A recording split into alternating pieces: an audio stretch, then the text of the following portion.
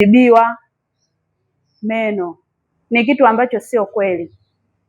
Mjamzito anatibiwa meno vizuri, na mwingine anasema mimi kila nikiwa mjamzito ndo naumwa meno. Vingine vinakuwa sometimes inakuwa kuna relation, lakini sometimes no relation. Unakuta mtu tu akiwa mjamzito anakuwa hajijali, apigi mswaki. Kwa kama mtu apigi mswaki, hygiene yake haiko vizuri, lazima atasumbuliwa na nini? Na meno. Some believe that dental treatment during pregnancy is dangerous. Dental treatment is safe and important during pregnancy. Kwa hivyo mtu akiwa mjamzito anatibiwa meno kama kawaida, ila tu first trimester na third trimester huwa huyu mwanamama hawezi kung'olewa jino, ila other treatments zinafanyika. Ila second trimester anaweza kung'olewa jino in case inahitajika kung'oa jino, huyu mama anaweza kung'oa jino. Number 6, bleeding gums are normal. Watu wanaona kwamba mtu akiwa anapiga mswaki fizi zinatoa damu, anaona kwamba ni kitu cha kawaida, wala hajali yeye, anakuwa anaishi hivyo hivyo. Akipiga mswaki fizi zinatoa damu, anaona ni kitu cha kawaida. Some think bleeding while brushing is normal. Bleeding gums are signs of gingivitis or gum disease. Ukweli ni kwamba kwa mtu ambaye ana bleeding gums inakuwa ni kiashiria cha gingivitis au gum disease. Huyu mtu anakuwa na matatizo, sio kawaida fizi kutoa damu.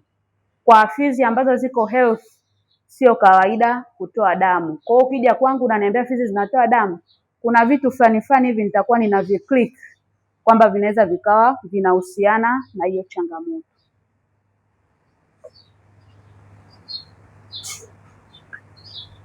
Number 7, if there is no pain, there is no dental problem. Hii inatuhusu karibia wote hapa. Mtu akiona meno yake hayaumi au kwenye oral cavity yake hakuna tatizo lolote, anaashumu kwamba yuko vizuri. Kumbe sio sawa. Many people only visit dentist when they feel pain. Some dental problems develop silently without pain. Mtu mwingine anaweza akawa na changamoto zinaanza taratibu, inaweza ikachukua hata miaka, mwaka, usijue kama una tatizo la afya ya kinywa na meno. Lakini ukija tukiwa tunafanya check up, hii itatusaidia sana. Kwa hata kama huna maumivu au huna changamoto yoyote, it's better ukafanya check up at least mara 2 ili kujua kwamba afya yako ya kinywa na meno inaendelea vipi. Using painkillers alone can cure toothache. Pia inaaminika, hii ni imani nyingine ambayo ipo.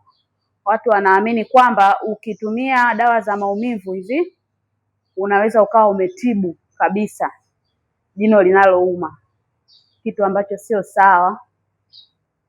Painkillers reduce pain temporarily but do not treat the infection.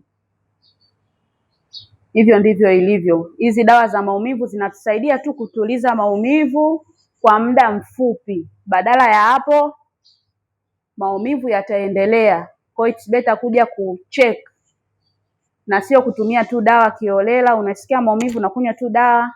It's better kuja kucheki kwa ajili ya kujua either kama kuna infection au kama kuna pus, kuna nini, abscess, vitu kama hivi. Use of herbal medicines for toothache.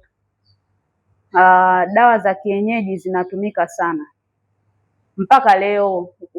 Ukipita hata huko barabarani watu wanazitangaza sana hizi dawa za kienyeji, zinawasaidia watu. Lakini ngoja tuone hapa inasemaje hii. Many communities use herbs, roots and leaves to relieve tooth pain. Some chew neem sticks, mswaki, to clean teeth. This method may provide temporary relief but do not treat the underlying infection. Kwa hizi watu wanatumia hizo dawa za kienyeji, wanatumia mizizi, wengine majani kwa ajili ya kutuliza maumivu. wengine wanatafuna hii miarobaini, miti ya miarobaini kwa ajili ya kusafisha meno, au naweza nikasema kwamba wanatumia miswaki ya miti aina ya mwarobaini. Kwa hizi mbinu zinaweza zikatusaidia zinaweza zikatuliza kwa muda mfupi, lakini haziwezi kutibu infection. Kama kuna infection ambayo inakuwa inaendelea, haziwezi kusaidia vitu kama hivyo. Na pia ukiwa unatumia hizi dawa za kienyeji, unatengeneza infection ambayo inasambaa taratibu, yaani yenyewe inaenda slow taratibu. Unaweza ukaenda hata miezi 6 unatumia, lakini mwisho wa siku ukashangaa tu umeamka asubuhi umevimba tu, unaanza kuuliza, mbona nilikuwa natumia dawa fulani ilinipa babu yangu, ilikuwa inanisaidia, lakini naona imegoma, yani imefika mwisho. Kumbe ilikuwa inakutuliza tu kwa muda mfupi, infection ilikuwa inajitengeneza taratibu kwenye pap chamber.